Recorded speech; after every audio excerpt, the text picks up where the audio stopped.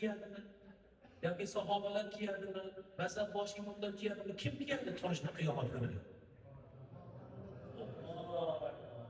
O'z masalan meni yaxshi bilasiz. Qarang, qorilarni kim kiyadi? Ota-onasi kiyadi. Shu joyda aytibdi, insofli bo'ling, e'tirof qiling, nomardni qilmang. Qarang, shahid deyilmadi. Bir sahobaga deyilmadi. Tobiinga deyilmadi. Buxoriy va Abu Hanifa, Imom Ahmadlarga deyilmadi.